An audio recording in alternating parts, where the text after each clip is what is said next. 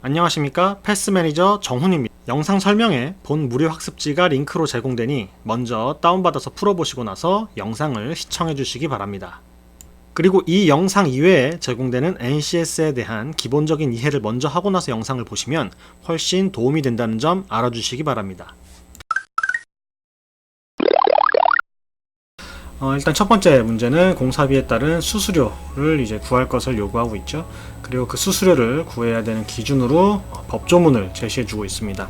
자, 법조문이 제시되었을 때 어떻게 해야 하는가의 접근법에 대해서는 다른 영상을 통해서 좀 더 구체적으로 예제와 함께 시간을 들여서 다뤄보도록 할 테니까 여기서는 이제 문제풀이 과정을 보시고 여러분이 저런 식으로 저런 절차를 통해서 내가 문제를 풀어야겠구나, 이런 거 확인하시면 되겠습니다. 자, 일단은 법조문을 보실 때는 항상 소재 체크를 해주시면 되겠죠. 공사가 다음 각호라고 하고 있는 거니까 이런 것들이 있구나 정도 간단하게 체크해 주시고, 수탁 수수료에 대해서는 공사가 8조 어쩌고에 따라서 수탁할 경우에 아래에 있는 표가 적용된다라는 겁니다. 그리고 아래에 있는 표는 공사비를 기준으로 이렇게 제시가 되어 있고, 참고사항으로서 공사비는 무엇인지, 그리고 공사비와 설계 시공 일괄 입찰의 경우에는 어떻게 되는지, 그리고 설계 변경으로 인해서 공사비가 변경되는 경우에 어떻게 되는지, 장기 사업인 경우에는 어떻게 되는지가 제시가 되어 있죠. 자, 주어진 상황 보시면 공사가 추진하고자 하는 설계서상 공사비는 얼마고 설계 입찰 과정에 따른 계약 금액은 300억이다 라고 제시가 되어 있습니다. 자, 우리는 설계 시공 입찰 과정에 대한 내용이 되는 거기 때문에 계약 금액 300억을 기준으로 지금 문제를 다뤄보시면 되겠죠. 그리고 설계 변경은 없을 예정이고 2년 미만의 단기 사업으로 보는 거기 때문에 우리가 확인해야 되는 금액적인 부분은 300이다. 그러면 300에 따른 8%를 보시면 되는 거니까 0.08 곱해진 24억이라고 보시면 되겠습니다. 그래서 정답 1번 잡아주시면 되겠죠. 자, 2번 문제 보도록 하겠습니다. 갑을병 단계로 나눠진 토지 형질 점검에 대해서 얘기를 하고 있고, 최소 3회 점검을 받도록 개정되었습니다. 이걸 위반하면 어떻게 된다라는 케이스 주어져 있는 거고, 또 다른 케이스가 있죠. 앞에 간격과의 일정 수준을 유지해야 인정이 된다. 다만 1개월 이내에 먼저 받는 것은 가능하지만 1개월을 초간 간격 이상 앞당겨지는 것은 용인되지 않는다. 이렇게 제시가 되어 있고, 이때 지소장은 일단 1개월 이내 앞당겨 점검받는 것을 모두 용인하기로 했다. 옳은 거 확인해 보도록 하겠습니다. 자, 명신이는 나는 갑단계의 첫 번째 점검을 갑단계의 첫 번째 점검과의 간격이 6개월인 거기 때문에 5월 1일에 받았으면 6개월 뒤인 11월 에 대한 내용이 되거나 아니면 1개월 먼저까지는 가능하니까 10월부터에 대한 내용이 제시가 되어야 되는데, 그것보다 더 앞당겨진 9월에 대한 내용이 제시가 되어 있으니까 1번 틀렸다라는 거 확인 가능하시겠고, 경환이는 을단계 첫 번째 점검입니다. 을단계는 첫 번째 점검부터 두 번째 점검까지 10개월 떨어져 있어야 되기 때문에 6월 1일을 기준으로 10개월 뒤인 16월, 즉 다음 해 4월이 되겠죠. 다음에 4월이 돼야 되는데 그것보다 한참 앞에서 점검을 받아도 된다라고 얘기하고 있기 때문에 잘못되었다는 거 확인 가능하겠습니다. 자, 3번 세진이는 명신이가 첫 번째 점검을 받은 날 같이 을단계 세 번째 점검을 받았다라고 얘기를 하고 있어요. 자, 우리는 최소 3회의 점검을 받으면 되기 때문에 세 번째 점검을 받았으면 더 이상 받지 않아도 되는 상황입니다. 근데 네 번째 점검을 받아야만 해 라고 얘기를 하는 건 잘못되었죠.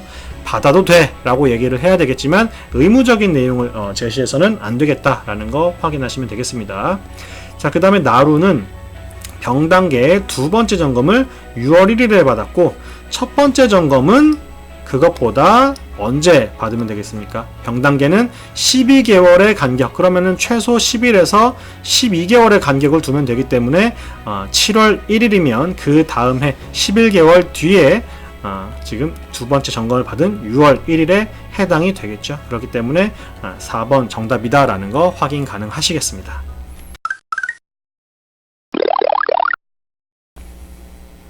자, 3번 문제 보시면 2명의 실무 담당자를 추천받고자 한다. 경영관리, 정책지원 이런 5개의 분야가 있습니다.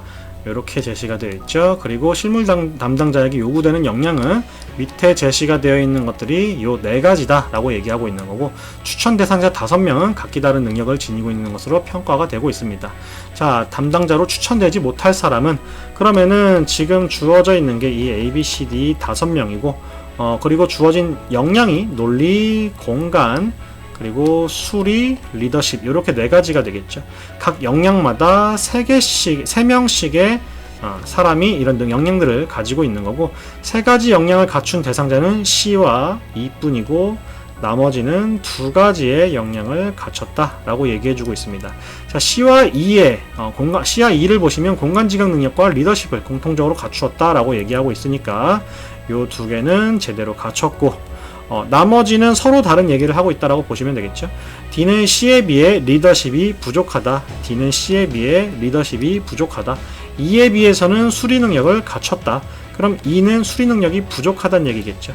이렇게 이제 확인을 해주시면 지금까지 주어진 정보들을 간단하게 정리한 상태라고 보시면 되겠습니다. 그리고 공간지각 능력에 대해서는 D가 C랑 E와 같다. 이렇게 제시가 되겠죠. 자, 그리고 B와 D는 서로 같은 역량을 갖추지 못했다라고 얘기하고 있으니까 서로 다른 부분에다가 이제 체크를 해주시면 B, C, D, E가 어떤 역량을 가졌는지 확인이 가능하시겠습니다. 자, A도 2개의 역량을 가져야 되는데 나머지가 이제 3개씩 이 과목 역량별로 3명씩의 사람이 배정이 돼야 되니까 리더십은 A에 해당이 안 되겠고, 수리 능력 가질 수 있고, 공간증강 능력 해당 안 되겠고, 논리적 사고에 대해서는 가질 수 있겠습니다. 해서 5명이 총 4개의 역량을 어떤 식으로 가졌는지 여러분이 구분하실 수가 있겠죠. 자, 이렇게 놓고 봤을 때 경영관리 보실게요. 경영관리 보시면 공간지각 능력과 리더십입니다. 공간지각 능력과 리더십을 모두 갖추고 있는 사람이 C랑 E가 있죠. 자, 논리적 사고와 공간지각 능력을 보시면 논리적 사고와 공간지각 능력을 보시면 E만 가지고 있기 때문에 지금 E가 경영관리에 동시에 갈 수는 없으니까 C는 갈 수 있겠구나, 뭐 상관없습니다. 자, 그 다음에 총괄 실무는 논리적 사고와 수리 능력에 대한 내용을 다루고 있죠. A가 논리적 사고와 수리 능력을 가지고 있기 때문에 A는 총괄 실무밖에 해당이 되지 않는다. 수리와 리더십을 모두 가지고 있는 건 C죠. 그렇기 때문에 C는 재무 분석에 해당이 된다. 어차피 실무 담당자 2명을 추천받는 거기 때문에 지금 해당 분야별로 C와, 여기 E가 X는 아니고 E가 될 수도 있고 C가 될 수도 있고 뭐 이렇게 된다라는 거 보시면 되겠습니다. 자, 그 다음에 대외 협력에 있어서는 A가 해당이 되겠습니다. 이렇게 보시면 D는 지금 분야별로 어디에도 해당이 되고 있지 않기 때문에 D가 정답이구나 라는 거 확인할 수 있겠습니다.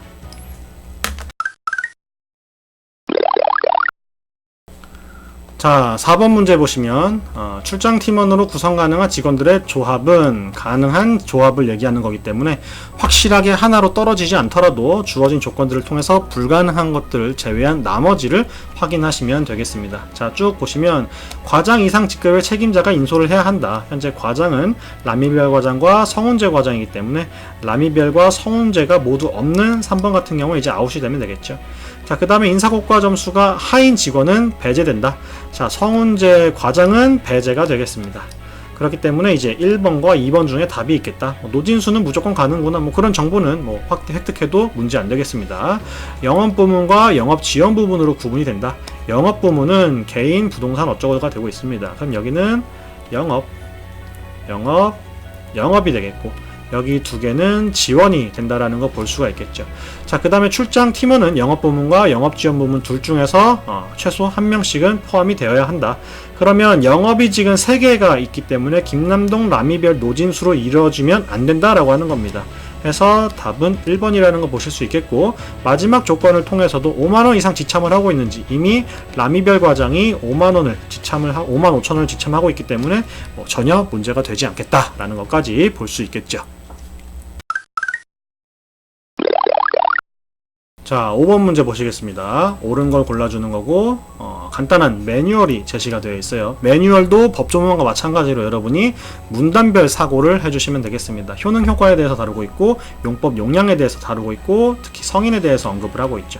주의사항에 대해서 경고해 주고 있습니다. 매일 3잔 이상 정기적으로 술을 마시는 사람에 대해서 다루고 있으면, 그리고 그가 약을 복용하면 어떻게 되는가에 대한 내용이 제시가 되어 있고, 투여해서는 안 되는 환자에 대해서 이렇게 제시를 해주고 있습니다. 그렇기 때문에 투여해서는 안 되는지 여러분 여기서 확인을 해주시면 되겠고, 행위를 하지 말라고 제시가 되어 있습니다. 어쩌고저쩌고 뭐 아세트 아미노펜 뭐 이런 거 제시가 되어 있는데, 행위적인 게 무엇이냐 쭉 보시면 이 제품과 함께 복용해서 최대 용량을 초과하는 경우에 대해서 설명을 할 때 우리가 올라와서 확인을 해주면 되겠다라는 걸 알 수가 있겠죠. 자, 그 다음에 주의사항으로서 이런 다음과 같은 증상이 나타난 경우에는 즉시 복용을 중지해라 라고 하고 있는 거기 때문에 이 경우들이 지금 선지에 제시가 될 겁니다. 그래서 천식이 나타나는 경우가 있는지, 아니면 이런 고열을 수반해서 어떤 증상이 나타나는 경우가 있는지, 그리고 뭐 안색이 창백해지고 수족이 차가워지는 그런 현상이 나타나는지 확인하시면 되겠고, 마찬가지로 주의사항의 일환으로 뭐 항우울제나 알코올을 투여한 환자가 어떻게 되는가에 대한 부분이 다뤄지고 있는 거니까 여기에 대한 내용이 제시가 될 때 올라와서 이 부분을 확인해 주시면 되겠습니다. 신중히 투여하는 경우에 대해서도 환자 종류를 언급해 주고 있기 때문에 간단하게 체크하시고, 구체적인 내용을 기억하실 게 아니라 이렇게 체크한 부분들을 바탕으로 선지가 구성이 될 것이라는 생각을 가지고 찾아 올라오는 메커니즘을 가져가시면 되겠습니다. 자, 그 다음에 선지 보도록 하실게요. 자, 성인은 이 약을 하루에 4정까지만 먹어야 된다 라고 제시가 되어 있습니다. 자, 용법에 대해서, 용량에 대해서 다뤄주고 있는 거기 때문에 1회 2정씩 4회까지, 즉 8정까지 가능하다라는 거 확인 가능하시겠죠. 해서 1번 틀린 거 보실 수 있겠고, 매일 5잔씩 정기적으로 술을 마시는 사람은 술을 마시는 사람에 대한 경고가 제시가 되어 있었습니다. 거기다가 3잔 이상에 대한 내용이 제시가 되어 있어요. 그러면 어떻게 하라는 거지? 이제야 확인을 하면 되겠죠. 이 약을 복용하게 될 경우에는 반드시 의사 또는 약사와 상의를 해야 한다. 해서 먹을 수 없는 것이 아니라 약사 또는 의사와 상의하면 가능하다. 그러니까 2번은 틀렸다라고 판단을 하시면 되겠습니다.